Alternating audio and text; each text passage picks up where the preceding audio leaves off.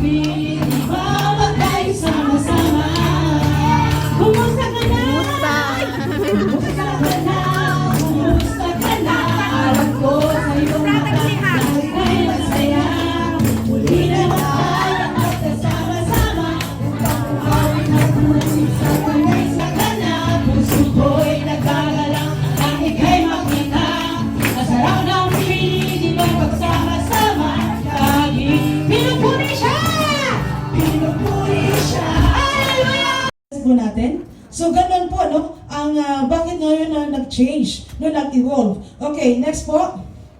Now, I heard, no, many times na when I talk to someone, mag-counsel ka, and I always heard na sinasabi nila, mostly, ang nagano sa akin, hindi mostly, ang sabi nila is, nakakasakit yung mga ginawa ng asawa ko, yung boyfriend ko, and so and so. So, mostly, marinig natin, yung kalalakihan ang nagkakos ng problem sa mga kababaihan. Tama ba? Or hindi? Gawin natin ng ebidensya. To prove the fact. Okay, proceed. Okay, dito na tayo. Menstruation. From the word men. Tayo ay nagsasuffer monthly. Dahil sa menstruation. From the word men. Oh, men. No? Andyan na. Fact. Hindi nakawala ang men. Sila ang boss. Next. Mas matindi dito. Dysmenorrhea. Dysmenorrhea. And next. Ang pinakatindi. Yan ang pinaka-worst sa mga kababayan pag menopause na. Wala na.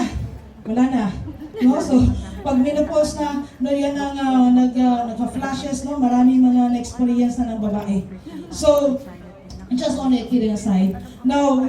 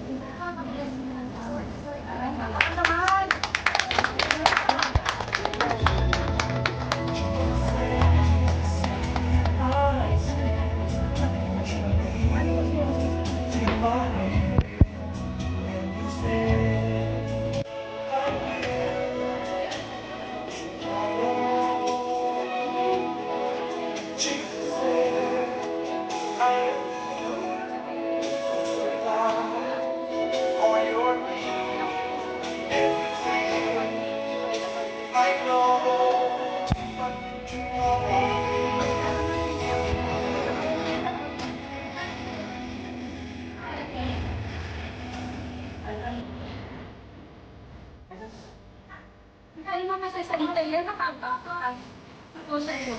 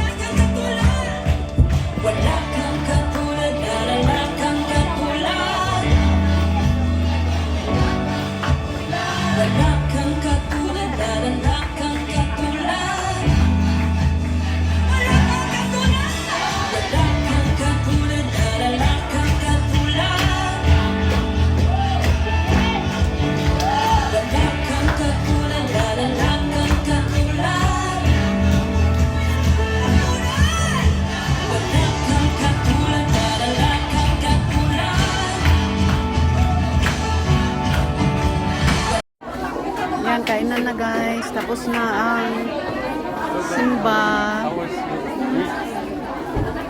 Exhausted. Yeah? So exhausted. Ang ganda ng verse. Ayan. Happy Women's Day. Yan. Yung verse ang ganda. Oh. I will trust in the shelter of your wings. Psalms 61 verse 4.